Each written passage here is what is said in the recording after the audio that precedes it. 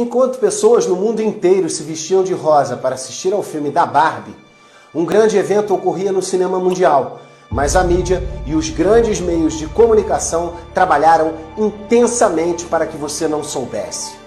Sound of Freedom é o filme que a Disney manteve na geladeira desde 2018. É o filme que eles não querem que você assista.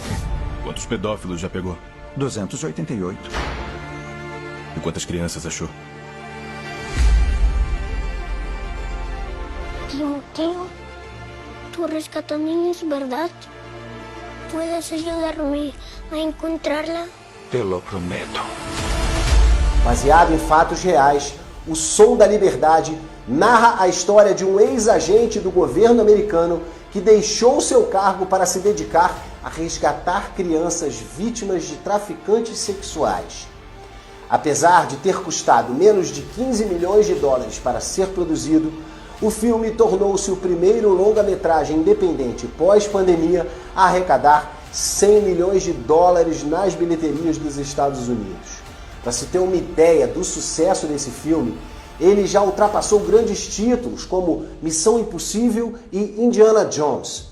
Por que, então, a mídia boicota e abafa um filme que aborda o tráfico de pessoas, a pedofilia e a exploração sexual de crianças?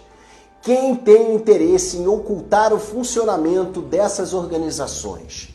O portal Rolling Stone acusou o filme de ser uma teoria da conspiração para, segundo eles, pais com ideias delirantes. Sim, a mídia internacional parece não querer que você saiba como esses criminosos operam. Muitos se vestiram de rosa para assistir ao filme da Barbie. Eu te convido a se vestir de coragem, compaixão e força para assistir O Som da Liberdade. Dia 21 de setembro, em todos os cinemas do Brasil. Não perca. Os Filhos de Deus não estão à venda.